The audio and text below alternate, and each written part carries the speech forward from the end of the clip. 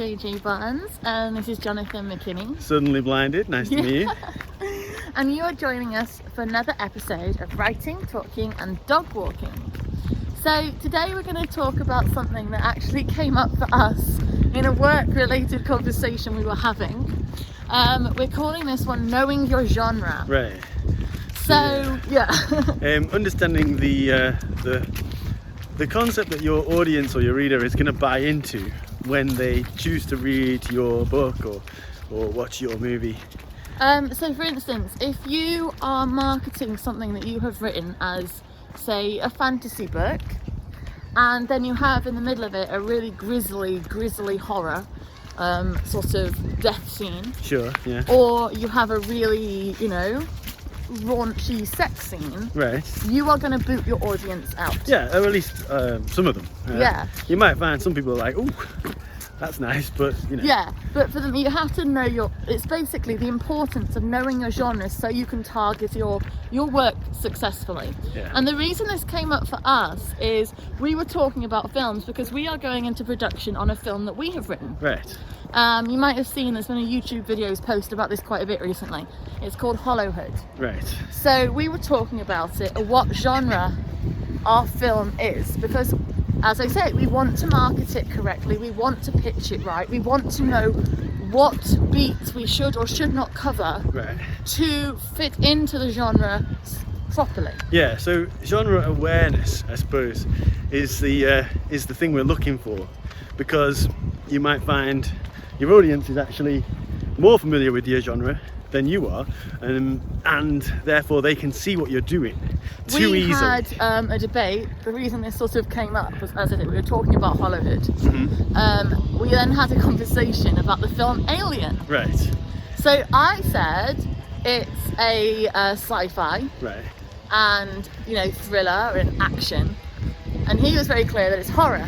It's a horror movie, yeah. So we ended up having this long debate about whether it's a horror or a sci-fi, essentially. Right, so I was saying that the oh god, Molly nearly killed a runner. That the fundamental principle of a horror movie is that it's scary. For me, I felt that a horror required a level of gore. Right. Yeah, so I felt that because what we're writing with Hollowhood, we're not doing Hostel or Saw. No, we are not. We're going for more sort of clever scares. Yeah, well, we're doing an entertaining sort of scary film, right? Yeah, exactly. So I said I don't know if it fits into the horror genre, but you felt it did. I felt it was more urban fantasy thriller. Right. So yeah, basically this conversation came about because we had to work out how to market our own work, how to pitch our own work. So it got us onto the whole subject of whether there is clear-cut definitions of different genres. Right. And I think what we can say is there's a bit of confusion's the wrong word, but maybe fluidity. I think within definitions. Yeah, I think probably a lot of stories have maybe two primary genres, and one sort of dominates the other, and then they have other aspects. So in Hollowhood, for instance, we've got romance. Right, yeah. But you wouldn't call it a romantic movie because that is a side plot, essentially. Well, no, actually, I mean, we don't want to give the game away, but the oh dear, sorry, two dogs getting quite emotionally charged. Yeah, so without giving away the game of the movie, I'd say that the romantic storyline is actually quite prominent. It is, it's central, but again, you wouldn't call it a romantic movie. Ultimately, you market it as a scary film, right? Yeah, absolutely. People are going to die. We can reveal that much. So, yeah, well, what I was getting at with Alien was that we had this long conversation about it. I was describing Alien as a horror movie with sci-fi trappings, right? Yeah, and I said it's a sci-fi with horror elements. Right, so, but my understanding is that science fiction is fundamentally about man playing God, and Alien is not. And my understanding of science fiction is that it involves fictional science. Right, but you understand science fiction to be space, robots, spaceships and stuff. But that's not how you define science fiction.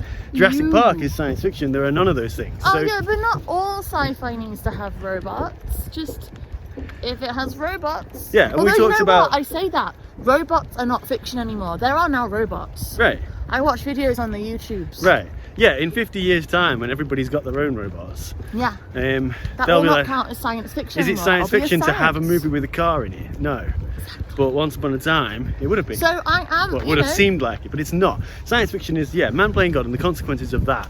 And we talked about Star Wars as well, because there are robots in that, and it's set in space. But I said that was sci-fi too. Yeah, no, it's not. It's a fantasy set in space with prophecies and supernatural powers and fictional science. Well, robots, but we've just said robots don't count like as sci-fi. Spaceships and like Spaceships. sabers and. Oh. Yeah, I mean we've had spaceships for decades, so. All right, no.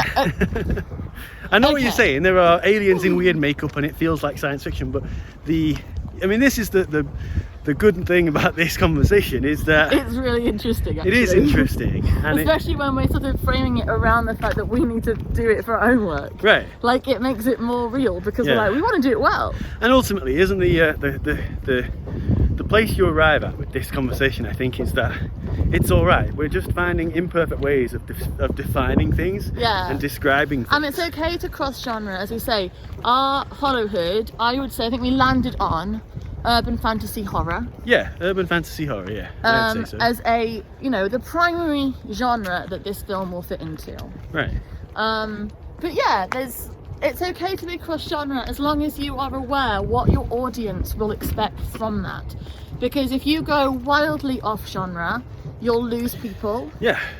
And also you'll miss out on a potential audience. Because if you'd marketed it as having those things, you wouldn't alienate the audience that you get, and you would attract the audience that will actually enjoy the work you've done. Right, exactly. So knowing your genre is essential, basically. So yeah, have these conversations because it will help you clear up the areas that you want to emphasize in your story. Pick books or films that you like and ask your friends and peers what genre they are and have that conversation, because you'll start to understand more how other people perceive genre, not just you. Yeah. Because you're not marketing it to yourself, you're marketing it to people. So you need to know what the general consensus is and how people see things. Right, exactly. So yeah, that is our video on knowing your genre. Yeah, it's only a beginning really, but it is a reenactment of our conversation yesterday, which was not filmed. Yeah, because I was walking home from the pub and getting very overexcited, because we get very excited when we're just talking with each other and arms go everywhere. we like talking. So yeah, thank you very much for watching our Knowing Your Genre video. If you could give this video a like on the thumbs up button and another pooch and subscribe to this channel, we can keep you bringing the writing advice and writing conversations that you want. Also, if you can find us on the Twitters, I'm Judy Ann Rose and he is John Muck. Good day. And over there we always have writing conversations and we talk to other people in the writing community and all of that sort of stuff, and it's a great place to go to talk. If you want us to do a video about anything you're interested in, maybe you have opinions on what genre Alien fits into and you want to talk to us about it with sci-fi trappings, drop a comment down below and we'll be able to do videos about what you say and what you think. Right. Also, if you go to www.sirenstories.co.uk, you can find links to all our work. You can find links to Hollowhood there. Also, I'll put links down below when I edit this video. She's gone. She's back. Thank you very much for watching another episode of Writing, Talking and Dog Walking. All right. And we'll be back soon. Goodbye. Bye.